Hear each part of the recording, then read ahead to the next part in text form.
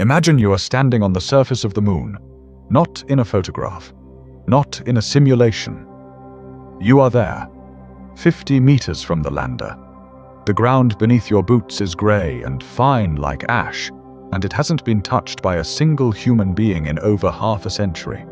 Behind you, rising impossibly slow above the horizon, is the Earth, blue and small and distant in a way no screen has ever captured.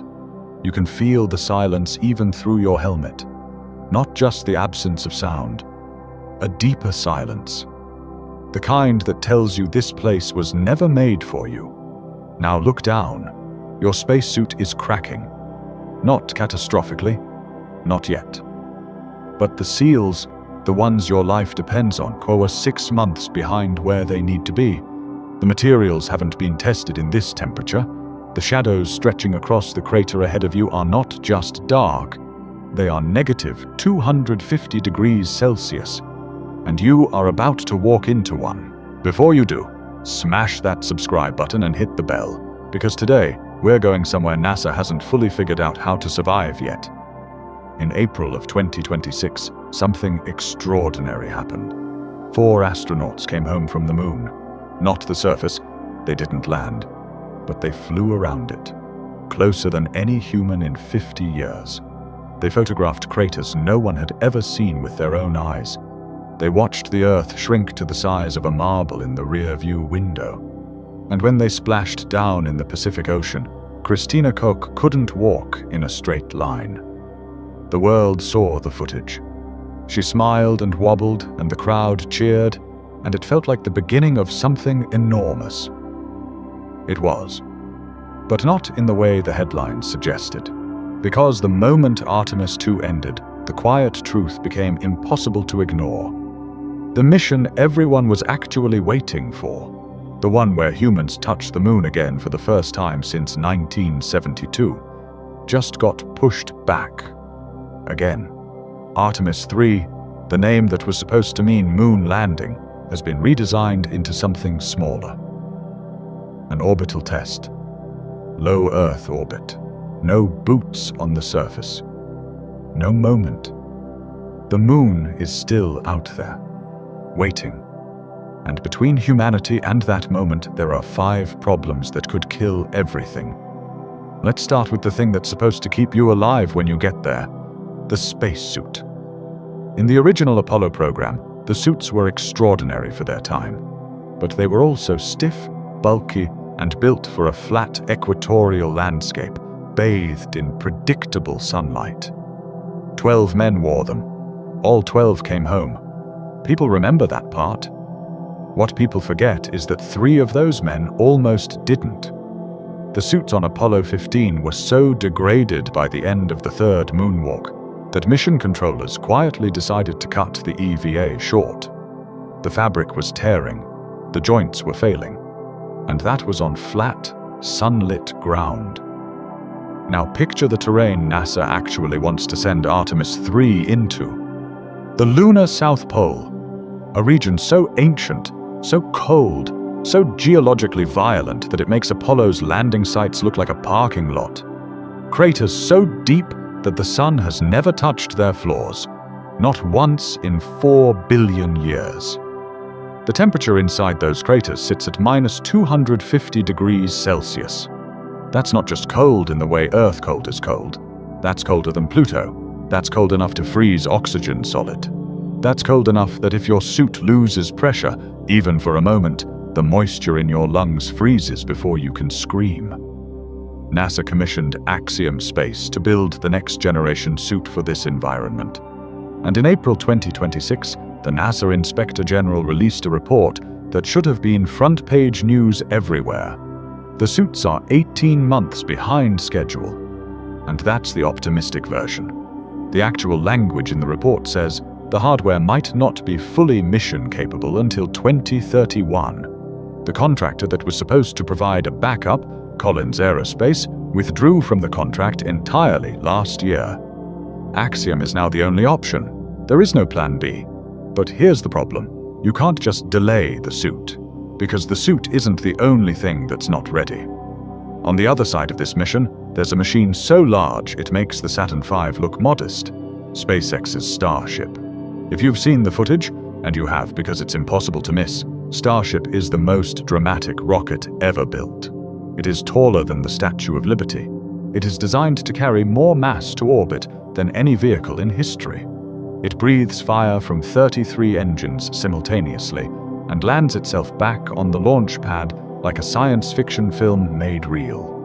And NASA is betting the moon landing on it.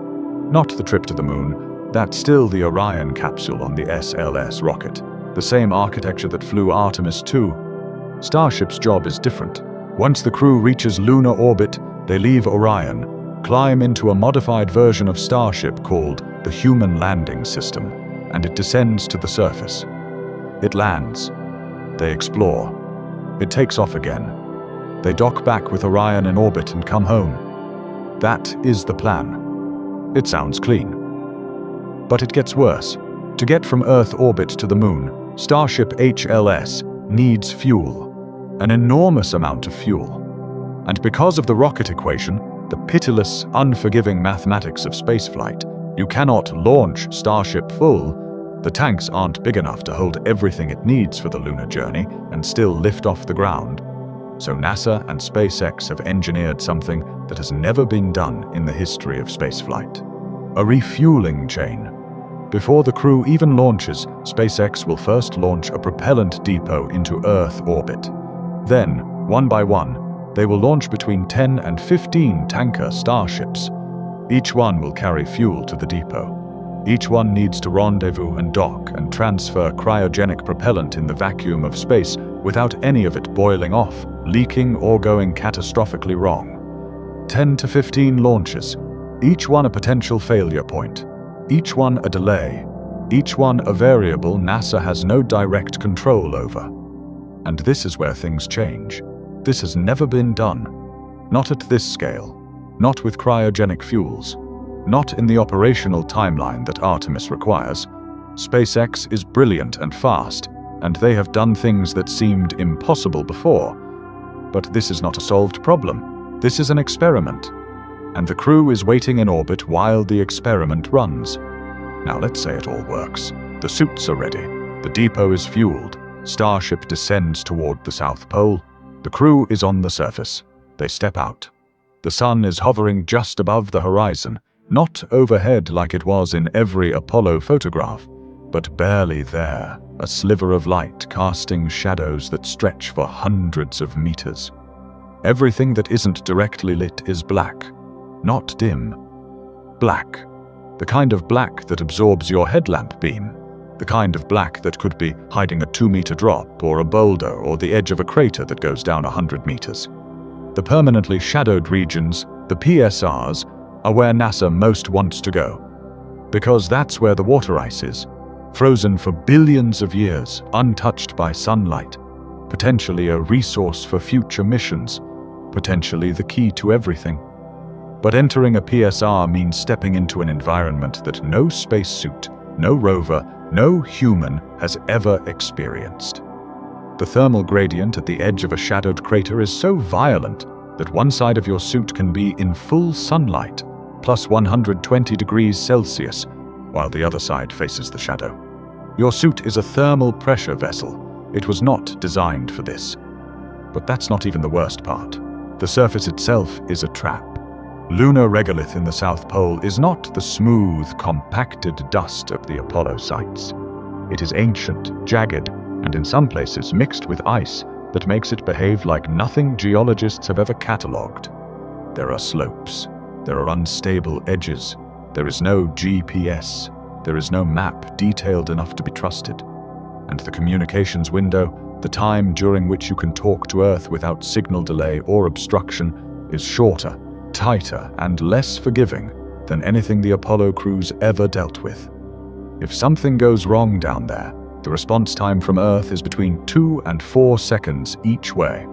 That is not enough time to save you from most of the things that could kill you. And then there is the heat shield. Artemis I flew an uncrewed Orion around the moon and brought it home. And when engineers examined the heat shield after splashdown, they found something unexpected.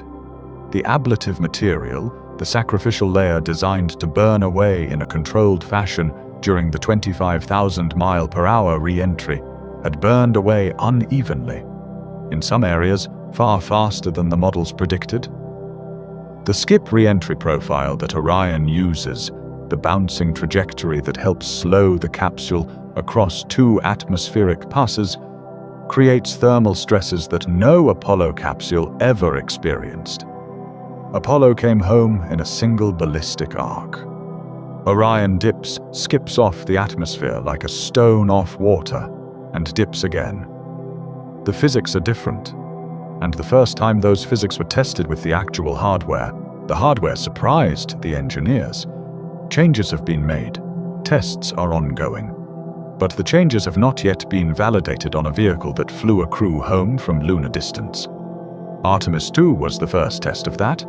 Engineers are still analyzing the data. The results will determine whether the architecture works, or whether they go back to the drawing board. Here is where you should be now. You have a spacesuit that may not be ready until 2031. A lander that requires a 15-launch orbital refueling operation no one has ever performed. A landing site that is cold enough to freeze your blood without a suit, and dark enough to hide any danger until it is 3 feet from your face. And a heat shield that surprised the people who designed it. NASA knows all of this. The engineers are not sleeping. The timelines are not abandoned. The program continues.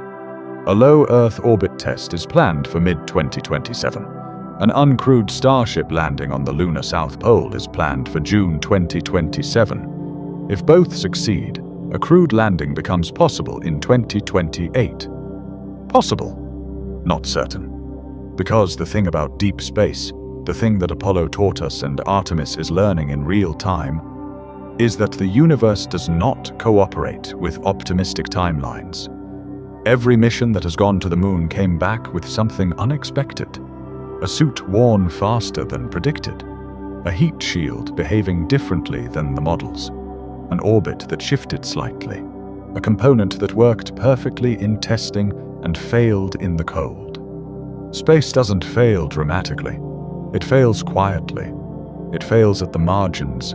It fails in the seam of a glove at the 67th hour of a mission. Or in a thermal reading nobody flagged as critical. Or in the gap between what the model predicted and what actually happened at 25,000 miles per hour over the Pacific. In 1972, Gene Cernan climbed back into the lunar module on the surface of the moon. He was the last human being to stand there. He looked back at the landscape, the gray hills, the ancient stillness, the weight of a place that had existed for 4 billion years before a single human foot touched it. And he said, "We leave as we came, and God willing, as we shall return." He thought it would be a few years. It has been 53. And now, for the first time, there is a real plan. Not a speech, not a budget line. A rocket in a building in Florida. An astronaut in physical therapy learning to walk again after going around the moon. A spacesuit being sewn together in a clean room in Houston. A Starship being stacked in Texas. The gap between Artemis II and the moon landing is not about courage. The people who will go are ready. It's not about ambition. NASA has not forgotten what the moon means. The gap is about 5 problems that have to be solved in sequence, under budget pressure, under political pressure, with hardware that has never been tested in the environment it will encounter, on a timeline that keeps slipping because space is not a place that forgives shortcuts. And the question is not whether humanity will go back to the moon. The question is whether we will have the patience to do it right, before the schedule forces us to do something faster. Because the moon has been waiting 4 billion years, it has no reason to make this easy. If this hit different, if you felt that weight, drop a comment below with just one word. Ready or not ready. I want to know where you stand on humanity's next step. Like this video if you think we need to see this story told honestly, not just as a highlight reel. And subscribe. Because the next video is about what's actually waiting for us on the surface. The ice, the radiation, the things we found that nobody expected. That one is going to be harder to watch. See you there.